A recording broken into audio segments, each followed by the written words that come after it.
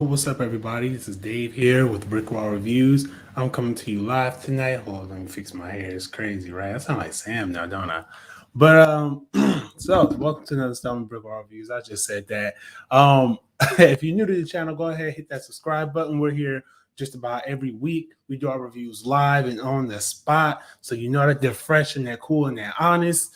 Um, we do anime reviews. Those are done by Sam, and we have a whole lineup of reviews coming up. But tonight, I want to go ahead and get on here. Sam does have the night off tonight, but I wanted to go ahead and get in here and talk about this really awesome series I've been watching. I'm pulling up some information on it right now. Excuse me. But it's really awesome series that I watched recently on Netflix called Arcane. Um, Again, I will remind you guys, go ahead and subscribe to the channel, hit the like button down on this video. It means a lot to us. Share this video with your friends, family, loved ones, whatever. Uh, all the love makes us feel love. So this series Arcane is based on now it just wrapped up on Netflix. They dropped 3 episodes over the course of the past 3 weeks. So there's a total of 9 episodes. Unless they drop a surprise 10th episode, which I will be hyped for. Especially considering how this one ended.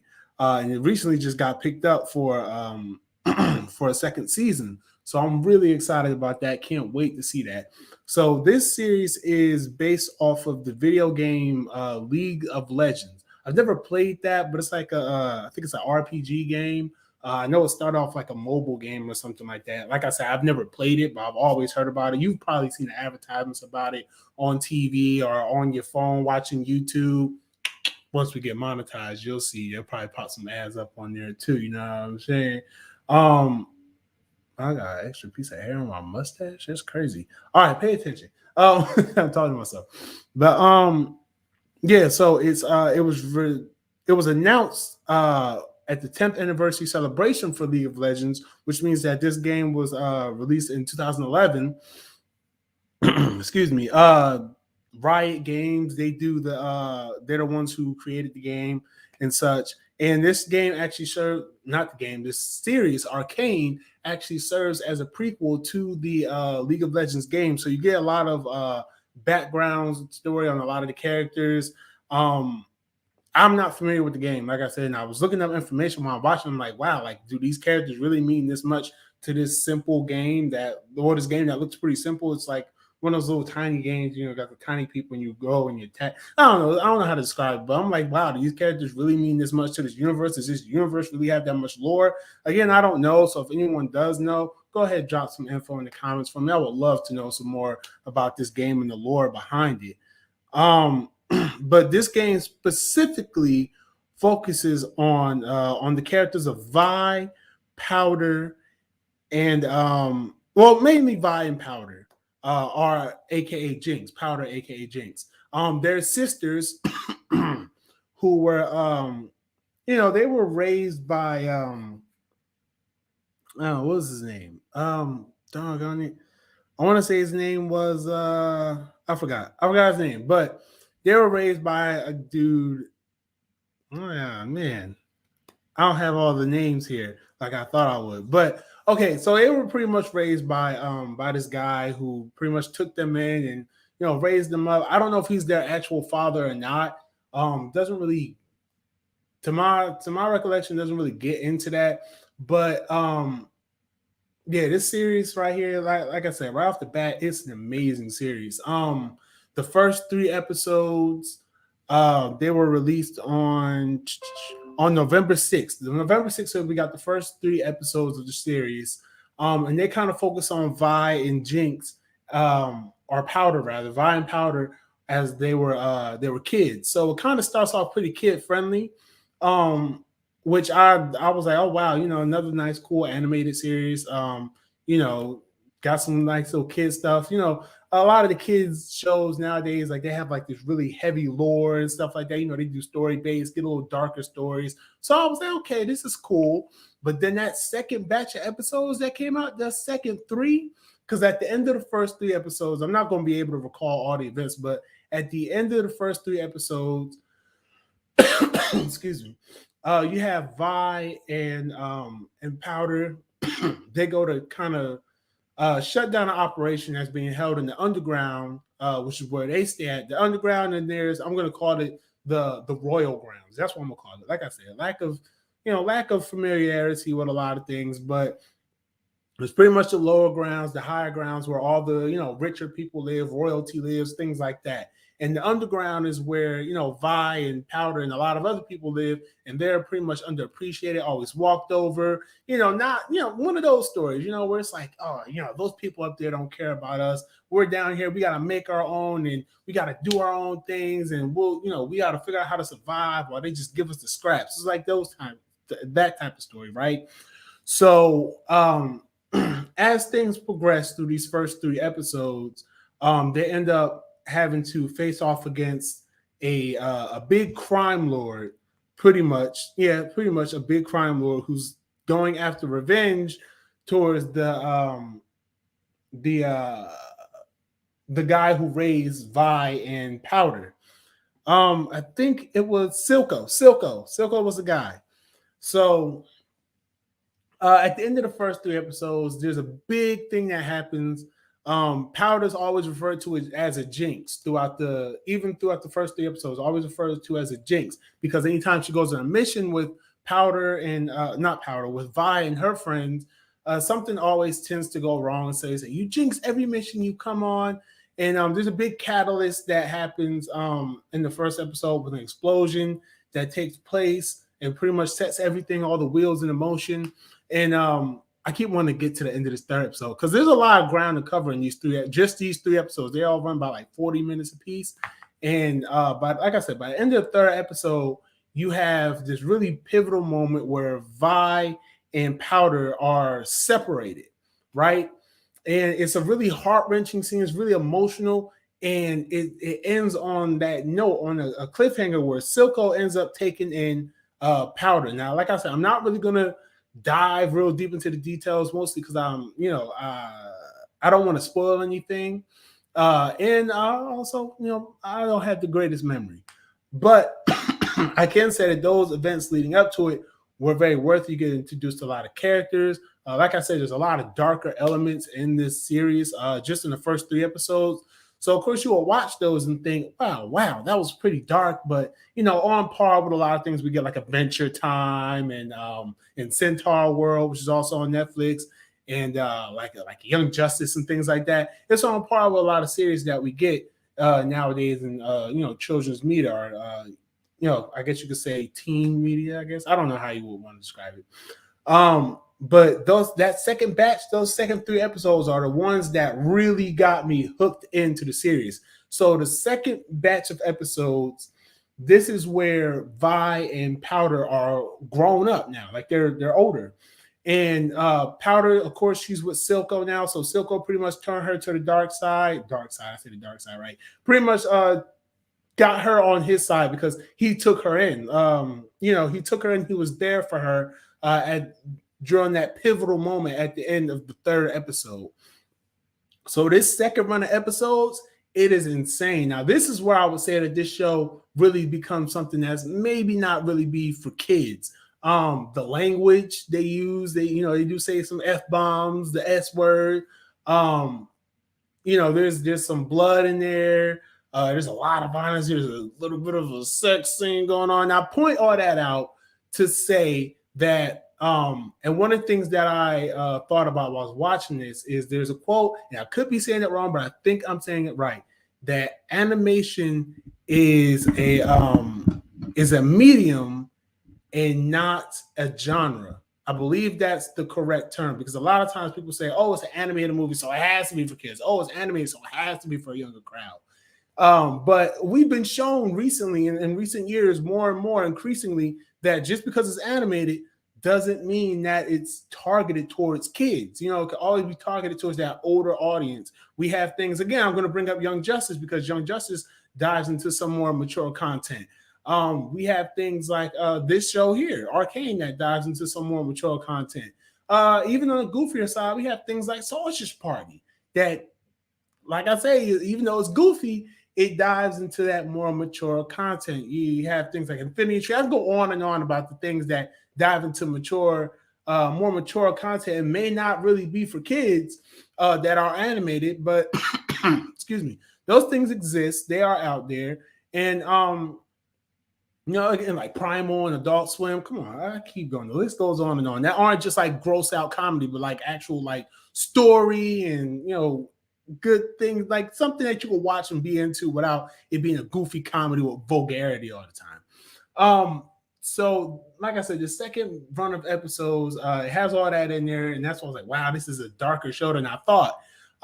You see that Vi ended up in jail. You see that Powder, she now goes by Jinx, and she's working with Silco, and they have this whole insane plan to try to pretty much rule and take over the underworld, but also work there, try to get into the royal grounds and influence, and how they actually do end up influencing things that happen because they have a mole on the inside playing both sides. It's really interesting.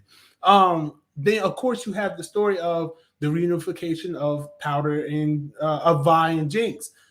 Jinx feeling betrayed by Vi due to the events of the first 3 episodes, and then Vi just trying to figure out, how do I reconnect with my sister? You have characters not introduced, but there's one character that you are introduced to that plays a very interesting role in the dynamic between Vi and Jinx, and how she kind of is thrusted in the middle of things, and she may have been a romantic interest for Vi. I don't think they hit very, very heavily towards it, but there's nothing that's explicitly shown that I saw, at least. But it's hinted very heavily that there's a relationship between those two, which I thought was pretty neat. You have those things going on. And then on the flip side of all this stuff between Vi and Jinx, you have a story with what is his name? I think his name is Vander. No, he's not Vander. It's like this guy. He's a excuse me. I got like something stuck in my throat. Pause. But yeah, so it's like this magic user, like not magic user, it's like this scientist. I forgot his name. I'm so sorry.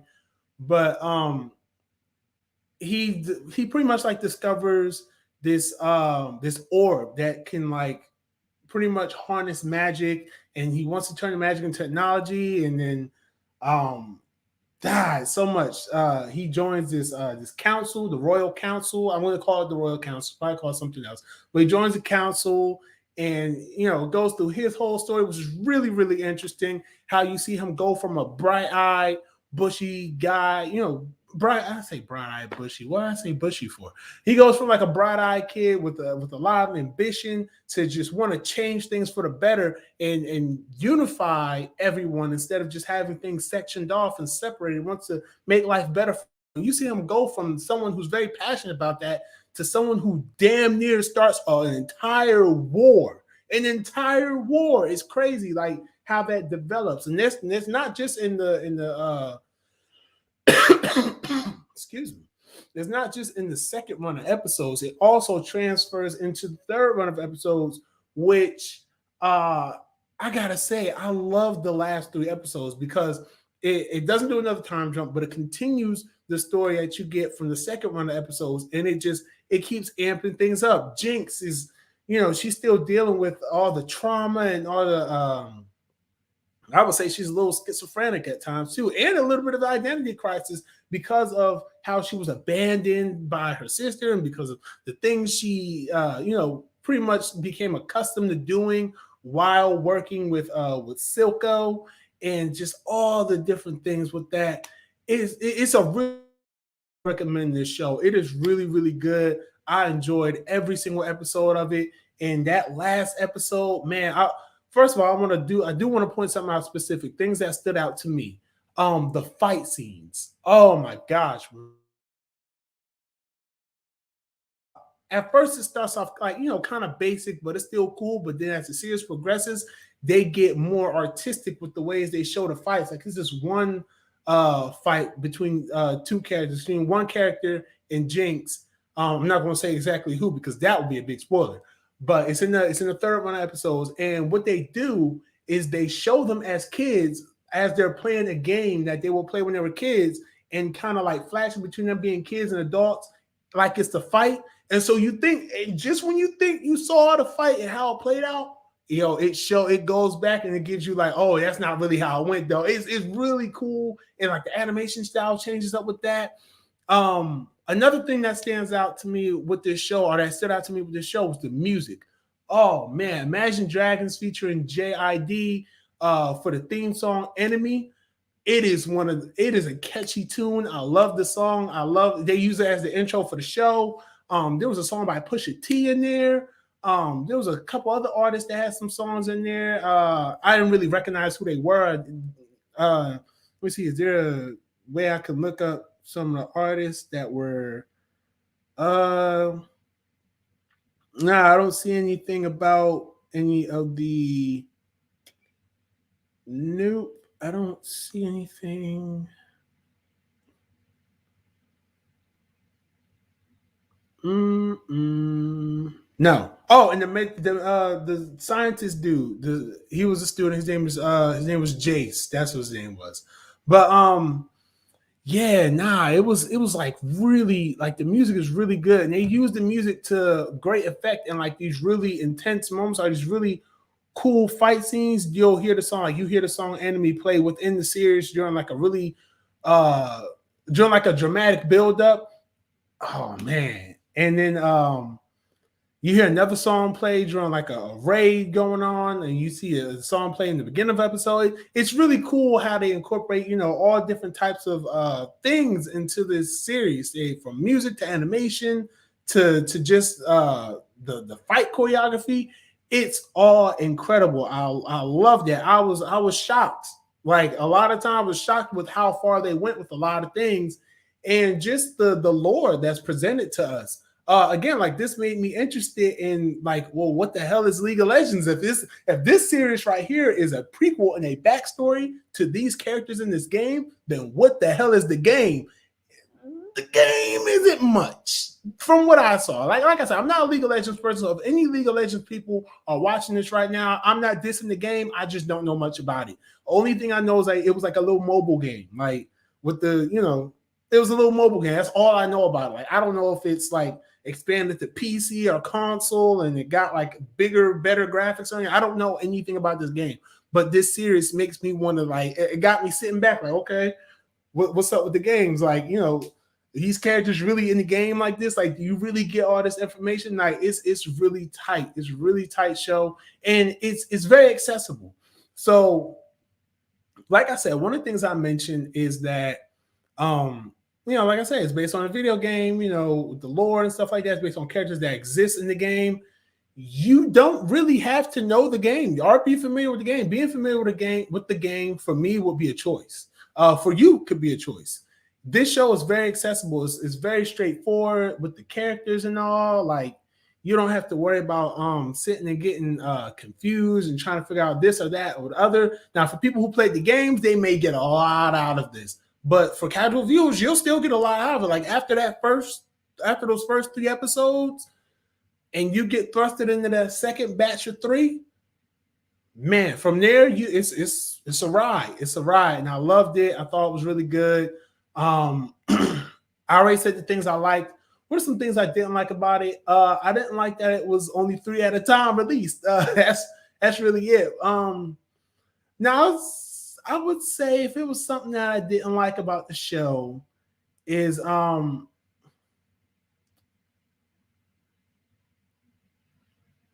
would say maybe I don't know. I can't really think of anything I disliked about the show. And I've watched the show I watched it through maybe 2 times. Well, with the first 3, I watched them 2 times, and everything else I just watched it once. But while I'm watching it, I didn't really see anything that I didn't like about it. I couldn't pick out anything that I didn't like about it. So there's no dislikes about it. I would rate this honestly 5 out of 5. 5 stars out of 5 stars.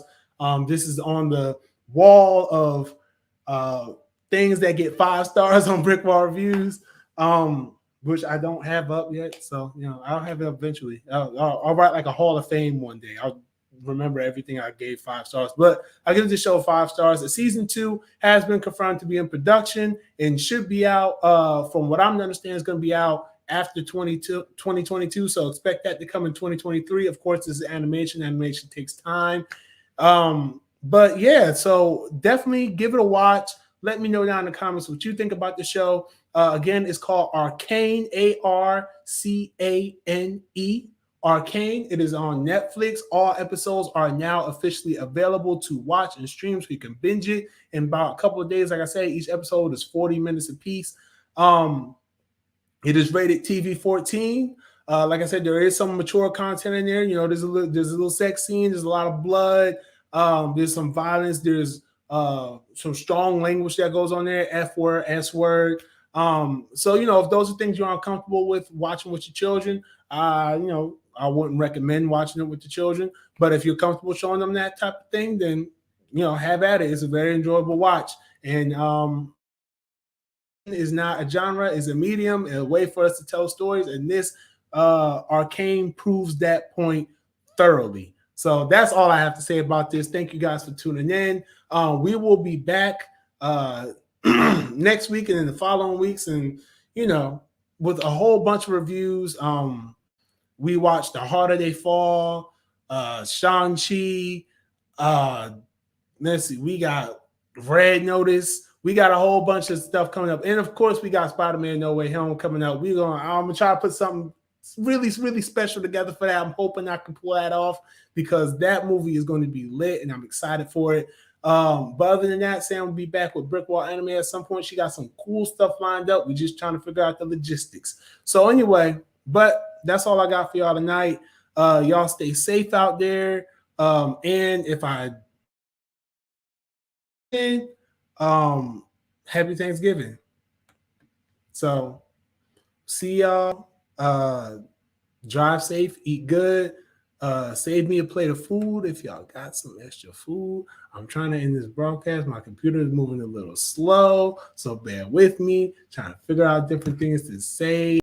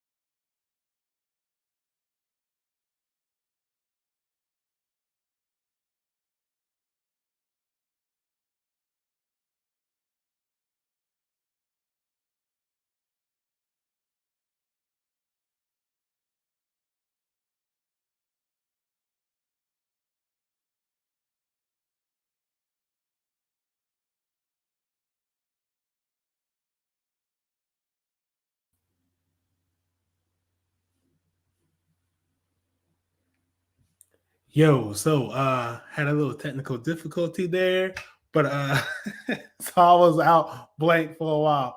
But like I said, y'all be safe, have a happy Thanksgiving, eat well, and I'll see y'all later.